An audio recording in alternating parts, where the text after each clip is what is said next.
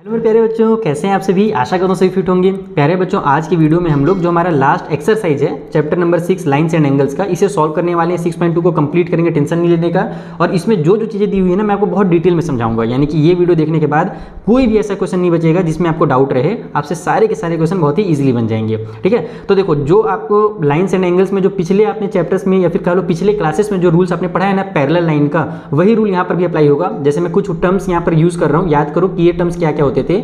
Alternate interior angles, vertically opposite angles, corresponding angles, ये तीनों terms जो है यहाँ पर हमारे यूज होने वाले हैं। तो आपको ये टर्म्स के बारे में तो पता होना चाहिए। अगर आपको नहीं पता तो कमेंट करके बताना। मैं एक बेसिक सा पैरेलल लाइन के ऊपर एक इंट्रोडक्शन बना दूंगा अलग से, ताकि आपको वो चीज़ें समझ में आ जाए। बाकी क्लास 7 में मैंने ये सारी चीज़ें आपको पढ़ा रखी हैं। क्लास 7 में, क्लास 8 में हम लोग हर लाइन्स एंड एंगल्स के चैप्टर में हम लोग इन सारी चीज़ों को पढ़ते थे पैरेलल लाइन वाले चैप्टर में।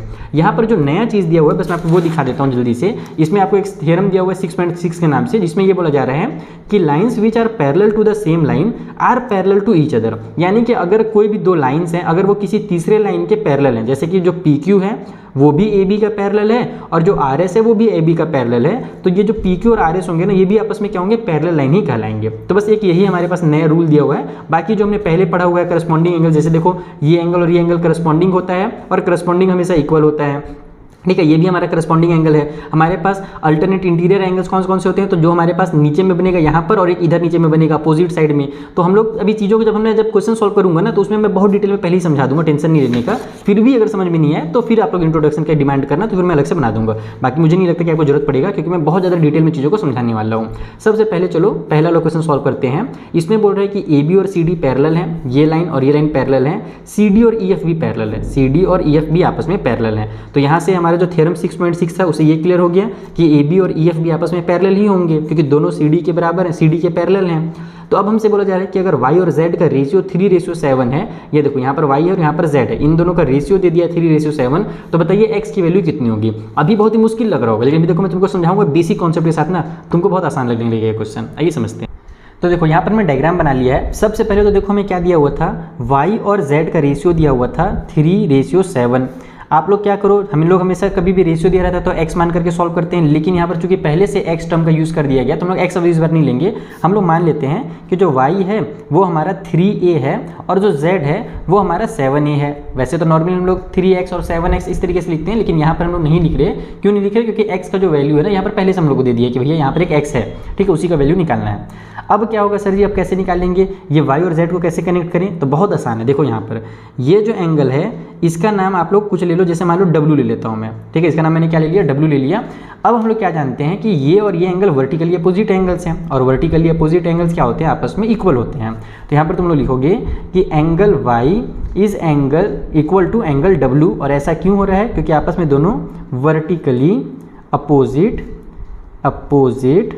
एंगल्स हैं। ठीक है, वर्टिकली अपोजिट एंगल हमेशा इक्वल होते हैं। ठीक है, तो W और Z हम लोग क्यों इसको इक्वल किए सर जी, अब ये भी बता दीजिए। तो हमने इसलिए इक्वल किया क्योंकि अब W को और Z को मैं कनेक्ट कर सकता हूँ, क्योंकि कभी भी दो पैरेलल लाइन हो उसको कोई ट्रांसवर्सल ऐसे कट करे तो वहाँ पर जो हमारे पास जो इंटीरियर में सेम साइड में जो एंगल बनते हैं ना, वो हमेशा 180 डिग्री ही बनाते हैं। जैसे ये एंगल और ये एंगल को जब मैं प्लस करूँगा तो ये हमेशा 180 बनाएगा। उसी तरीके से लेफ्ट में जो अंदर में एंगल बना है और यहाँ पर जो लेफ्ट में अंदर में बनेगा, इन दोनों का अगर मुझे जरूरत पड़ता है तो मैं इसका भी यूज़ करता, लेकिन नहीं जरूरत है, फिर मैं आपको समझा दे रहा हूँ कि ये वाला एंगल और ये एंगल जो है ना, ये भी हमेशा 180 ही बनाएगा। ठीक है, तो दो पैरेलल लाइन की एक खासियत है। अच्छा, इन एंगल्स को मैथ की लैंग्वेज में क्या बोला जाता है, जैसे इसको और इसको वर्टिकली अपोजिट बोलते हैं, तो इन दोनों को आपस में बोला जाता है को इंटीरियर एंगल, या डिटेल में बोलो तो कंजिक्यूटिव इंटीरियर एंगल। तो हम लोग शॉर्टकट में इसको को इंटीरियर एंगल लिखेंगे। अब हम लोग लिखेंगे कि एंगल नंबर W में अगर मैं एंगल नंबर Z जो है दोनों को प्लस करता हूं तो दोनों का जो सम आएगा 180 आएगा, और इसका रीज़न है कि ये दोनों आपस में को इंटीरियर एंगल्स हैं। ठीक है, इस तरीके से हो गया। अब आप लोग यहाँ पर ये ध्यान देना कि W और Z हमारे पास जो था Y और W ये तो इक्वल था। y का वैल्यू कितना है, y का वैल्यू हमने 3a लिया है, तो w का जो वैल्यू होगा वो भी 3a ही होगा। z का वैल्यू हमारे पास 7a है, इक्वल टू साइन में 180 कर दो, यहाँ से a की वैल्यू आ जाएगी 10a इक्वल टू 180 हो गया। तो a की वैल्यू निकालने के लिए 10 को उधर ट्रांसफर करेंगे, यहाँ पर ये 10 a के साथ मल्टीप्लाई में इधर आकर के डिवाइड में हो गया, तो a की जो वैल्यू है वो 80 निकल करके आ जाएगी। a का वैल्यू 80 निकल करके आ गया ना। अब तुम क्या करो, यहाँ से w जो हमारा y है इसका वैल्यू निकाल लो, z का निकालने की जरूरत नहीं है, वैसे z का भी निकालोगे तो भी चल जाएगा। देखो सबसे पहला चीज़ तो इसको तुम दो तरीके से बना सकते हो। अगर तुमने मान लो यहाँ से y का वैल्यू निकाला तो फिर से इन दोनों को को इंटीरियर एंगल करो और x का वैल्यू निकल जाएगा। या दूसरा मैं एकदम ईजी तरीका बता रहा हूँ कि एक होता है हमारा अल्टरनेट इंटीरियर एंगल्स। वो क्या होता है, जब कभी भी दो लाइन पैरेलल हो, तीसरा एक ट्रांसवर्सल उनको कट करे तो यहाँ पर और यहाँ पर जो एंगल बनता है ना, इन दोनों को बोलते हैं अल्टरनेट इंटीरियर एंगल्स। और इस वाले में यही चीज़ हो ही रहा है, हमारा ये जो CD था ये दोनों के पैरेलल था, यानी कि AB और EF भी आपस में पैरेलल होंगे, जैसे मैंने आपको शुरू में ही समझाया। तो ये और ये पैरेलल हैं, ये ट्रांसवर्सल कट कर रहे हैं, तो ट्रांसवर्सल के लेफ्ट में अंदर में ये बना है और राइट में ये बना है, तो अपोजिट साइड में बन रहे हैं। तो ये अपोजिट वाले जो एंगल्स होते हैं इंटीरियर वाले, वो कहलाते हैं अल्टरनेट इंटीरियर एंगल्स, जो कि आपस में इक्वल होते हैं। तो मैं डायरेक्ट इसी Z का यूज़ करूँगा, मैं यहाँ से Z की वैल्यू निकालूंगा, Y का वैल्यू ही निकालूंगा। मैं लिखूंगा यहाँ पर कि एंगल जो Z है, जो कि मेरा 7A था, वो हो जाएगा 7 मल्टीप्लाई में 18, और 18 7 जा कितना होता है हमारे पास 126 होता है। तो एंगल Z जो है 126 डिग्री का है। नाउ अब देखो मेरा कमाल, अब हम लोग लिखेंगे कि जो हमारा AB था वो पैरेलल था CD के, एंड जो हमारा EF है वो भी पैरेलल है CD के। ये क्वेश्चन में गिवन है, इसलिए हमारा जो AB होगा वो किसके पैरेलल होगा, वो EF के भी पैरेलल होगा। ये दोनों आपस में पैरेलल हो गए। अब डायरेक्ट तुम लिखो कि इसीलिए हैंस हमारा जो एंगल नंबर X होगा वो इक्वल होगा एंगल Z के, और इसका रीज़न लिख देना कि ये दोनों आपस में है अल्टरनेट इंटीरियर एंगल्स। बुझा गया बबुआ लोग? तो बस इतना ही काम करना है कि भैया x जो है वो z के बराबर है, इसीलिए जो हमारा x होगा वो कितने डिग्री का होगा, तो वो हमारा 126 डिग्री का होगा, क्योंकि z भी उतनी ही का है। तो कितना आसान था, ऐसे बनाओगे तो भी बनेगा। और जो दूसरा मेथड मैंने बताया जिसमें तुम लोग क्या करोगे, पहले y का वैल्यू निकालोगे, क्योंकि हम लोग को w और y बराबर ही था, तो यहाँ से हमने a का वैल्यू निकाल लिया, तो y का वैल्यू भी निकल जाएगा, और y जब निकल जाएगा तो x को आपस में को इंटीरियर कर देना, जैसे मैंने इन दोनों को को इंटीरियर किया था, इन दोनों का भी सम 180 हो जाएगा, और वहाँ से x का वैल्यू निकल जाएगा। तो ऐसे भी कर सकते हो, तुम्हारी इच्छा। तो ये पहला क्वेश्चन कंप्लीट। चलो दूसरा बनाते हैं। अब आ जाओ सेकंड वाले क्वेश्चन में। और अगर तुम लोग को वीडियो पसंद आ रहा हो ना, तो फटाफट एक काम करो, मुझे थोड़ा सा मोटिवेट कर दो इस वीडियो को अपने फ्रेंड से शेयर करके, और थोड़ा सा लाइक वाला बटन दबा करके, कंजूसी नहीं करना, और सब्सक्राइब वाला तो दबा ही लेना, ताकि मैं और भी जो वीडियोस अपलोड करूँ क्लास 9th मैथ्स के लिए वो आपको फटाफट मिल जाए। और मैं रेगुलर लाइव क्लासेस भी लेता हूँ, ये आपको पता ही होगा। तो चलो सेकंड वाले क्वेश्चन में देखो क्या है। In figure 6.24 AB is parallel to CD, ये लाइन और ये लाइन पैरेलल है। EF जो है परपेंडिकुलर है CD के ऊपर, ये एक लाइन आया परपेंडिकुलर हो गया CD के ऊपर, यानी कि यहाँ पर 90 डिग्री इधर भी बनेगा इधर भी बनेगा, दोनों साइड 90 डिग्री बनेगा। अब बोल रहा है कि जो हमारा GED है, कौन सा भैया, GE और फिर D, यानी यहाँ से लेकर के ये कंप्लीट एंगल, ये 90 वाला भी और यहाँ पर ये छोटा वाला, ये दोनों मिला करके टोटल 126 का है। तो हमको ये तीनों एंगल बताने हैं, ठीक है। अभी मैं कॉपी में इसको पहले बना लेता हूँ और फिर मार्क करके बताता हूँ कि ये तीनों एंगल कहाँ कहाँ पर है, ताकि आपको डिटेल में समझ में चीज़ें। तो देखो ये इस तरीके से इन्होंने डायग्राम बना लिया है। सबसे पहले अपने को दिया क्या है, तो GED जो है, यानी कि GED मतलब यहाँ से लेकर के यहाँ तक कंप्लीट एंगल, ये कंप्लीट एंगल अपने को दिया हुआ है कितने डिग्री का, 126 का। और ये बता दिया है कि भैया ये जो है परपेंडिकुलर है इसके ऊपर। हमसे बोल रहा है AGE फाइंड करो, तो AGE जो है ये यहाँ पर बन रहा है हमारा ये वाला एंगल। उसके बाद फिर GEF फाइंड करो, तो GEF देखो ये वाला एंगल है हमारे पास यहाँ पर। उसके बाद FGE बोल रहा है, तो FGE यानी कि ये वाला एंगल फाइंड करो। तो मैं क्या करूँगा, सबसे पहले मैं इसको फाइंड करूँगा, क्योंकि आसान है। क्यों आसान है भैया, क्योंकि कंप्लीट का वैल्यू पता है और यहाँ से यहाँ तक का वैल्यू पता है, तो ये वाला आराम से निकल जाएगा। मैं डायरेक्ट लिखूँगा कि नाउ सबसे पहले हमको ये दिया हुआ है GED का वैल्यू दिया हुआ है ना, तो ये हो जाएगा GED इक्वल टू, ये जो है ये दो चीज़ों से मिलकर बन रहा है। GED किसे किसे मिलकर बन रहा है, तो एक तो ये वाला पार्ट है और एक इधर वाला पार्ट है। तो पहला वाला पार्ट का नाम लिख देता हूँ मैं, जिसका नाम है GEF, ठीक है। और दूसरे वाले पार्ट का नाम है हमारा एंगल DEF, ठीक है, DEF। इसका वैल्यू अपने को पता है 90 डिग्री है। इधर वाला पार्ट कितना है, टोटल 90 का है, और ये टोटल GED जो है टोटल 126 डिग्री क्वेश्चन में दिया हुआ है। तो यहाँ पर इसको 126 लिख लो। ये जो हमारा एंगल है GEF, इसको रहने दो, प्लस में इसको 90 कर दो, इसके बदले में 90 को इधर ले आओ, आपका आंसर आ जाएगा। देखो 126 हुआ, ये माइनस का 90 हो जाएगा, इक्वल को साइड में हमारा GEF निकल करके आ जाएगा। तो यहाँ से आपका जब माइनस करेंगे कितना होगा, इधर हो गया हमारे पास 26 और 10 36, यानी कि जो हमारा एंगल GEF है वो इक्वल टू हो जाएगा 36 डिग्री। 36 इक्वल टू GEF लिखो या GEF इक्वल टू 36 लिखो, बतिया एक ही होता है ना, तो दोनों तरीके से लिख सकते हो। तो इस तरीके से आपका ये वाला बीच वाला एंगल निकल गया।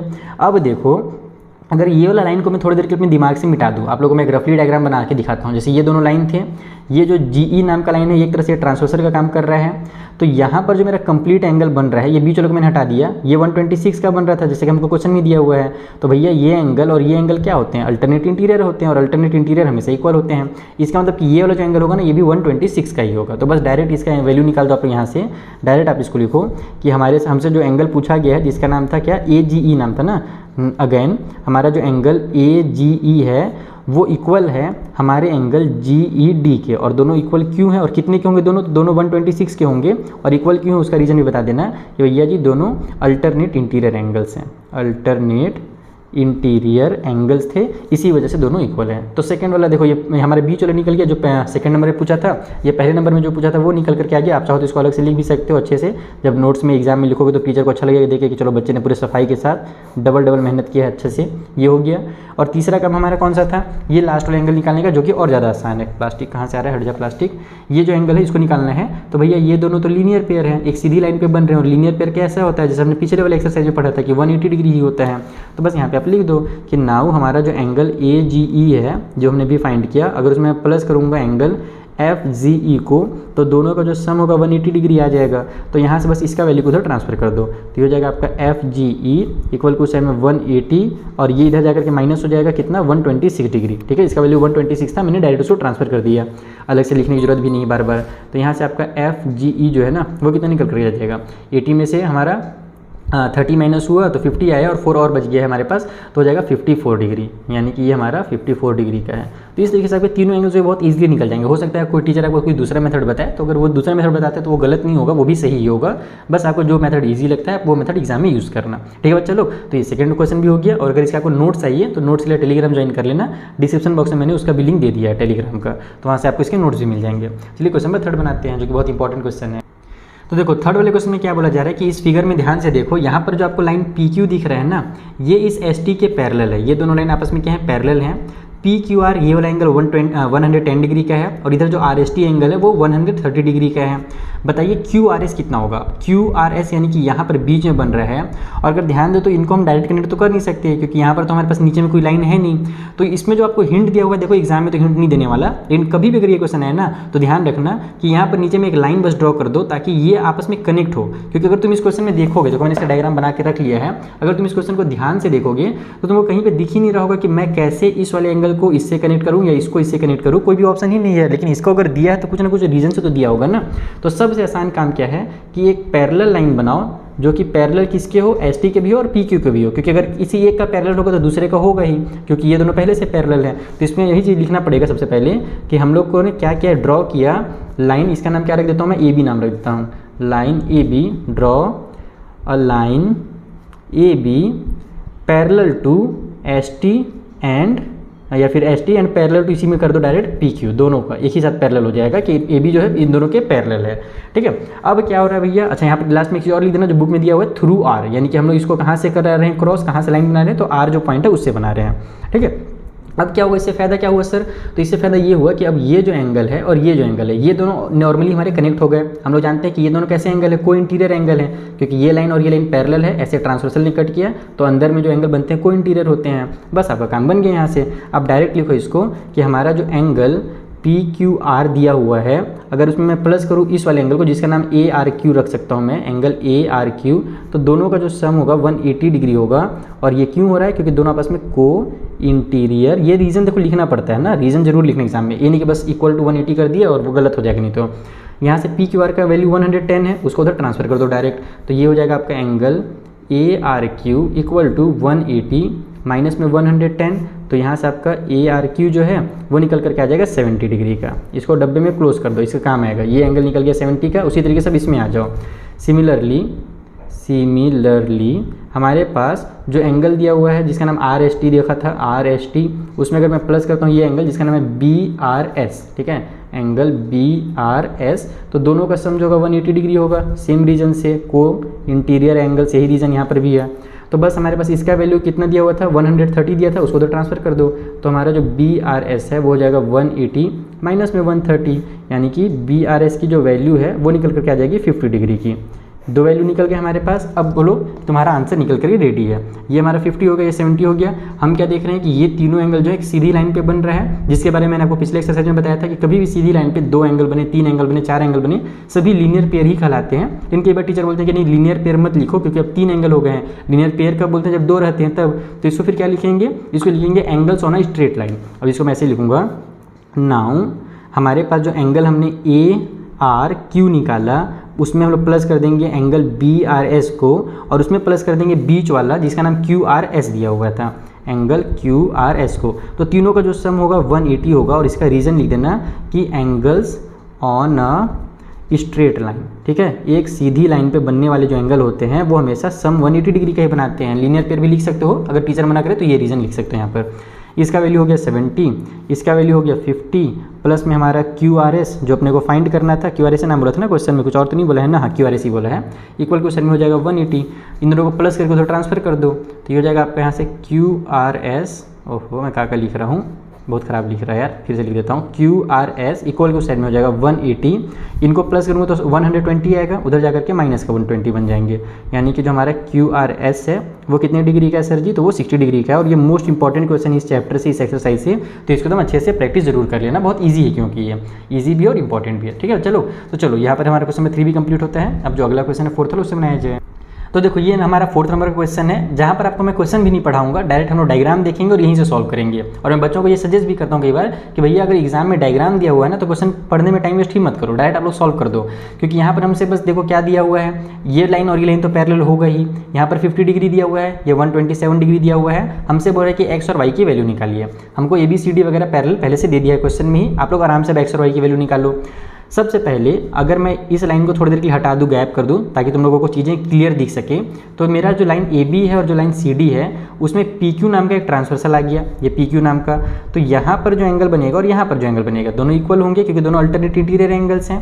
यहाँ पर अगर 50 बन रहा है तो ये भी 50 का होगा। तो एक लाइन में तुम्हारा एक्स का वैल्यू निकल करके आ जाएगा। बस डायग्राम जो है उसको कॉम्प्लिकेटेड किया जाता है ताकि बच्चे थोड़ा कंफ्यूज हों, अदरवाइज क्वेश्चन आसान ही रहते हैं लाइन्स और एंगल्स वाले। तो अगर ये 50 है तो ये भी 50 का होगा। तो डायरेक्ट इसको आप लोग लिखो कि हमारे पास जो एंगल APQ है, APQ, इसको ए अच्छे से लिख देता हूँ, वो इक्वल होगा हमारे x के, ठीक है। किसके इक्वल होगा, x बार। आप लोग इससे बदले में नाम भी लिख सकते हो, इसका x का नाम RQP ऐसे लिख सकते हो, या PQR लिख सकते हो। मैं डायरेक्ट x लिख दे रहा हूँ। क्यों इक्वल होगा, क्योंकि हमारे दोनों अल्टरनेट इंटीरियर एंगल्स हैं और दोनों का जो वैल्यू होगा वो 50 डिग्री का होगा, डायरेक्ट एकदम एक ही लाइन में। अल्टरनेट इंटीरियर एंगल्स के होने की वजह से दोनों इक्वल हो गए, यानी कि जो x की वैल्यू है वो है 50 डिग्री। खत्म, x का वैल्यू निकल कर क्या गया, y का वैल्यू निकालना है। अब तुम थोड़ी देर के लिए इस वाली लाइन को भूल जाओ, फिर से तुम लोगों को मैं दिखाता हूँ। ये दोनों मैंने AB और CD लाइन बनाया, इस बार मेरा PR नाम का जो लाइन है, इधर वाला जो लाइन है ये वाला, ये ट्रांसवर्सल का काम कर रहा है। तो यहाँ पर जो कंप्लीट एंगल बनेगा और यहाँ पर जो कंप्लीट एंगल बनेगा वो इक्वल होगा। बस दिक्कत ये है कि कंप्लीट एंगल के लिए ये दोनों का यूज़ होगा, ये 50 का भी और ये y का भी, तब ये कंप्लीट हो रहा है। और यहाँ पर तो 127 का बना ही है, तो फिर से हम लोग वही लिखेंगे। नाउ अब हमारे पास जो एंगल APR है, ये कंप्लीट एंगल APR वो इक्वल है इस वाले के, जिसका वैल्यू अपने को दिया हुआ है 127 और उसका नाम दिया हुआ है PRD के। और दोनों कितने के होंगे भैया, तो दोनों हमारे फिलहाल इसको बस इतना ही लिखो कि इक्वल क्यों है। तो वही चीज़ हमारे यहाँ पर भी रीज़न हो जाएगा कि दोनों सर जी अल्टरनेट इंटीरियर एंगल्स हैं, इसीलिए इक्वल है। अब जो APR बना है वो दो चीज़ों से बना है, पहला तो 50 डिग्री से मिल करके बना है और दूसरा y से। तो 50 प्लस y और PRD का वैल्यू है 127 डिग्री। बस समझ में आ गया ना, APR की वैल्यू 50 प्लस y कर दो। फिर से मैं दिखा देता हूँ, देखो APR जो है कंप्लीट एंगल, ये यहाँ पर 50 है और यहाँ पर y है, तो अपने को y की वैल्यू चाहिए, बस 50 को तो ट्रांसफर कर दो। तो y इक्वल टू हो जाएगा 127 माइनस में 50, यानी कि जो y की वैल्यू है वो हो जाएगी 77 डिग्री। कितना आसान क्वेश्चन था ना ये वाला। देखो 4th नंबर में दिया और डायग्राम भी मुश्किल दिया गया था आप लोग कंफ्यूज करने के लिए, लेकिन अब ये और ज़्यादा ईजी लग रहा होगा आप लोगों को। एक लास्ट क्वेश्चन है मिरर वाला, एग्जाम में बहुत ज़्यादा तो नहीं आता है वैसे, लेकिन उस क्वेश्चन को भी आपसे बनना चाहिए। आइए मैं समझाता हूँ वो क्वेश्चन क्या है। देखो क्वेश्चन में बोल रहा है कि जो यहाँ पर फिगर आप लोगों को दिख रहा है ना, इसमें PQ और RS जो हैं वो दो मिरर हैं, place parallel to each other. ये भी एक मिरर है और ये भी एक मिरर है, दोनों एक दूसरे के पैरेलल है, यानी कि PQ और RS आपस में पैरेलल लाइन्स हो गए। An incident ray AB strike the mirror PQ at B। एक रे है यहाँ पर से शुरू होता है AB नाम का, इधर से नहीं आ रहा है ना, ध्यान रखना कि इधर हम लोग नहीं बढ़ा रहे हैं, बस सीधा सीधा बेचारा A से लेकर के B पर जाता है और B से जाने के बाद वो रिफ्लेक्ट होता है। द रिफ्लेक्टेड द रे moves along to the path BC and strike the mirror RS at C। यानी कि यहाँ से ये रे चला, इसमें टकराया PQ पर इस वाले पॉइंट B से, और फिर यहाँ से रिफ्लेक्ट होकर के इस वाले लाइन पर आकर के पॉइंट C में टकराया और फिर इधर से भाग जाता है CD में। बस इसी तरीके से रे चलते जाते हैं, आगे और मिरर रहते तो आगे फिर और ऐसे जिगजैग चलते रहते हैं, ठीक है। और ये चीज़ लिखा हुआ है कि बिलोंग है ना, आगे बढ़ के CD तक चल जाता है। हमको प्रूव ये करना है कि जो हमारा AB और CD है वो क्या है, आपस में पैरेलल है। अब AB और CD कौन सा, तो ये वाला पॉइंट और ये पॉइंट पैरेलल प्रूव करना है। उसके लिए सबसे आसान तरीका बेटा कि तुम यहाँ पर जो एंगल बन रहा है और यहाँ पर जो एंगल बन रहा है इसको इक्वल प्रूव कर दो, क्योंकि ये ये दोनों कैसे एंगल्स हैं, अगर ये दोनों इक्वल हो जाते हैं तो दोनों अल्टरनेट इंटीरियर दिख ही रहे हैं, है ना। ये लाइन के बीच में लेफ्ट साइड ये है और राइट साइड ये है, तो अगर अपन अल्टरनेट इंटीरियर को इक्वल प्रूव कर देंगे तो ए बी और सी डी ऑटोमेटिकली पैरेलल हो जाएगा, क्योंकि जब कभी भी दो पैरेलल लाइन होते हैं उसमें ही तो अल्टरनेट इंटीरियर हमारा इक्वल होता है ना। तो alternate interior equal, it means ये दोनों पैरेलल। अब कैसे इसको इक्वल प्रूव करना है, ये एंगल को और ये एंगल को, आइए कॉपी में समझाऊंगा। तो देखो यहाँ पर हमने डायग्राम बना लिया है। जैसे कि मैंने आपको बताया कि हमको करना क्या है कि यहाँ पर वाला एंगल और यहाँ पर वाला जो एंगल है ना, इसे इक्वल प्रूफ करना है। कैसे इक्वल प्रूफ करते हैं, आइए उसको समझते हैं। सबसे पहले एक छोटा सा काम आपको करना पड़ेगा अलग से, आपको यहाँ पर करना पड़ेगा कंस्ट्रक्शन। बोलो कैसे कंस्ट्रक्शन करना है सर, आइए वो समझा देता हूँ मैं आपको। आपको एक सीधी लाइन बनानी है, यहाँ पर एक सीधी लाइन बनानी है और यहाँ पर भी एकदम सीधी लाइन बनानी है जो कि एकदम क्या हो, परपेंडिकुलर है दोनों मिरर के ऊपर। इस लाइन का नाम आपको कुछ भी रख सकते हो, जैसे कि मान लो BE रख देता हूँ और इसका नाम CF रख देता हूँ, है ना, क्योंकि F और E तो यूज वन ही है। तो ये E हो गया और ये हो गया मेरा F, ठीक है। तो हमने क्या किया, हमने सबसे पहले ड्रॉ किया, सबसे पहला काम ड्रॉ BE जो कि परपेंडिकुलर है किसके लिए, PQ के ऊपर, एंड जो हमने CF ड्रॉ किया है, CF वो परपेंडिकुलर है RS के ऊपर। अब इससे फ़ायदा क्या होगा सर जी, तो इससे फ़ायदा ये होगा, एक छोटा सा रूल समझ लो कि कभी भी अगर दो लाइन पैरेलल हैं और अगर तुम उसके ऊपर कोई भी परपेंडिकुलर लाइन बना रहे हो, जैसे कि मान लो इसमें मैं ऐसे परपेंडिकुलर लाइन बना दिया और नीचे वाले से भी परपेंडिकुलर लाइन बना दिया, नहीं यहाँ भी 90 डिग्री बना रहे हो, यहाँ भी बना रहा है, तो ये दोनों जो लाइन्स होंगे ना, ये भी आपस में क्या होंगे, पैरेलल ही होंगे। बस यही एक छोटा सा रूल है। तो इसका मतलब ये हुआ कि जो हमने यहाँ पे ये लाइन जो भी बनाए हैं ना, ये दोनों ऑटोमेटिकली पैरेलल हो गए क्योंकि वो दोनों परपेंडिकुलर हैं इसके ऊपर। तो यहाँ पर डायरेक्ट लिखोगे, इसलिए जो मेरा BE होगा वो क्या होगा सर, तो वो पैरेलल हो जाएगा हमारे CF के लिए। ओके बच्चा, अब एक छोटा सा काम करो कि जो एंगल्स बन रहे हैं ना बहुत सारे, इनका नाम दे दो आप 1 2 3 4। नहीं तो अगर आप पूरा ABE नाम लिखोगे फिर EBC नाम लिखोगे तो बहुत टाइम लग जाता है। इसलिए मैं सब बच्चों को बोलता हूँ कि तुम लोग सजा बोल रहा हूँ, सलाह ये दे रहा हूँ मैं कि आप सिंपल से एक काम करो, 1 रख दो इसका नाम 2 रख दो, इसका नाम 3 रख दो और इसका नाम 4 रख दो। अपने नंबर जो है अपने मन से चेंज भी कर सकते हो, बाकी इस तरीके से नंबरिंग करना तो ज़्यादा आसान लगता है और अच्छा भी लगता है। अब हम लोग क्या देख रहे हैं कि अगर मेरा BE और CF पैरेलल है तो यहाँ पर जो मेरा एंगल नंबर 2 है और यहाँ पर जो एंगल 3 है, ये कैसे हो गए, अल्टरनेट इंटीरियर हो गए। देखो ध्यान से एकदम, ये लाइन और ये लाइन पैरेलल है, ऐसे ट्रांसवर्सल कट किया तो एंगल 2 और एंगल 3 क्या हो रहे हैं, अल्टरनेट इंटीरियर हो रहे हैं, यानी कि दोनों आपस में इक्वल हो गए। तो इस चीज़ को अपन यहाँ पे लिखेंगे कि angle number 2, now angle number 2 जो है वो इक्वल है एंगल नंबर 3 के। और क्यों इक्वल हो रहा है, क्योंकि आपस में अल्टरनेट इंटीरियर एंगल्स बना रहा है, इसीलिए इक्वल हो रहा है। और अल्टरनेट इंटीरियर क्यों बना रहा था, क्योंकि BE और CF जो थे वो पैरेलल थे, सिंपल सी बात। और जो हमारे पास BC है वो क्या है, यहाँ पर ट्रांसवर्सल का काम कर रहा है, कट करने का काम कर रहा है उनको। अब एक नया रूल आप लोगों को सीखना है यहाँ पर इस वाले क्वेश्चन में, और वो रूल तुम लोग ना अभी फिजिक्स में भी पढ़ चुके हो, मेरे सबसे क्लास 8 में तुमने पढ़ रखा होगा। रूल क्या है कि कोई भी मिरर है ना, अगर तुम यहाँ से इसको, यहाँ पर मान लो तुम खड़े हो, यहाँ पर मान लो तुम हो, अगर तुम मिरर को यहाँ से यहाँ पर देख रहे हो तो अगर कोई भी हमारा रे आता है इस तरीके से, ऐसे एक रे आया, यानी कोई भी रोशनी रे कह लो या फिर कोई भी रिफ्लेक्शन कह लो, ऐसे आएगा ना, तो वो तुमको ऐसे जाते हुए ही दिखेगा, तिरछा ही दिखेगा। सामने से अगर तुम देखोगे तो जितने एंगल से तुम देखोगे वो इतनी एंगल से जाएगा। कहने का मतलब ये है कि अगर ये जो AB है ये यहाँ पर हमारे पास एंगल नंबर 1 बना रहा है इस साइड में, और इधर हमारे पास जाते समय एंगल नंबर 2 बना रहा है, तो ये जो 1 और 2 होंगे ना, ये हमेशा इक्वल ही होंगे। इसको शॉर्टकट में लॉ ऑफ रिफ्लेक्शन भी कहा जाता है। इज दैट क्लियर, क्या बोलते हैं, लॉ ऑफ रिफ्लेक्शन। वहाँ पर 2 रिफ्लेक्शन के लॉ होते हैं जिसमें से एक यहाँ पर यूज़ हो रहा है, ठीक है। फिजिक्स में तुम लोग ये चीज़ को देख सकते हो। यहाँ पर हम लोग डायरेक्ट लिखेंगे कि we know that by law of reflection reflection के लॉ से हमको ये पता है कि हमारा जो इसको ये भी बोला जाता है angle of incident and angle of क्या बोलते हैं इसको, एक सेकंड कुछ तो बोलते हैं, मेरे को याद नहीं आ रहा है, रुको एक सेकंड, हाँ याद आ गया। इसको बोला जाता है angle of incident and angle of reflection, यानी कि रिफ्लेक्ट होने के बाद जो एंगल बना है। तो ये इंसिडेंट वाला एंगल और ये जो रिफ्लेक्ट वाला एंगल है, ये दोनों हमेशा क्या होते हैं, बराबर होते हैं। यही होता है हमारा लॉ ऑफ रिफ्लेक्शन। तो वो चीज़ तुमको लिखने की जरूरत नहीं है, बस मैं तुम लोगों को याद रखने के लिए, यानी कि कह सकते हो नॉलेज के लिए बस बता रहा हूँ क्या क्या बोला जाता है। बाकी नहीं भी लिखोगे एग्जाम में कुछ चलेगा, बस इतना लिख दिया। अब तुम लोग डायरेक्ट लिखोगे कि हमारे पास जो एंगल नंबर 1 होगा वो इक्वल होगा एंगल नंबर 2 के, और जो एंगल नंबर उसी तरीके से 3 होगा, यहाँ पर भी वही चीज़ हो हो रहा है ना, यहाँ से हमारे पास अगर देखा जाए तो ये जो लाइन था इस वाले मिरर के लिए ये लाइन अभी क्या हो जा रहा है, इंसिडेंट लाइन हो जा रहा है। पहले तो इस वाले मिरर के लिए ये हमारा रिफ्लेक्शन वाला लाइन था, लेकिन अभी अब ये क्या हो जा रहा है, यहाँ पर जब पड़ रहा है तो अब इसके लिए इंसिडेंट हो गया और जो सी डी है वो हमारा रिफ्लेक्टेड लाइन हो गया, यानी कि रे हो गया। तो यहाँ पर हमारा इंसिडेंट ये वाला एंगल 3 और जो रिफ्लेक्शन वाला एंगल 4 है, ये दोनों भी आपस में हो जाएंगे बराबर। तो हम यहाँ पे लिखेंगे angle number 3 is equal to angle number 4। समझ में आ गया बोलो। अब एकदम सिंपल सा काम करो कि तुम सभी को आपस में ऐड कर दो, यानी कि हमारा 2 और 3 तो इक्वल था ही, हमको पता ही था कि ये पार्ट और ये पार्ट इक्वल है। तो अगर मैं एंगल नंबर 2 में एंगल नंबर 1 ऐड कर देता हूँ, इधर मैं एंगल 1 प्लस एंगल 2 कर देता हूँ, और इक्वल के उस साइड में जो एंगल 3 है उसमें अगर मैं एंगल 4 ऐड कर देता हूँ, तो ये सभी क्या होंगे, आपस में बराबर होंगे। समझ में आया मैंने क्या किया है?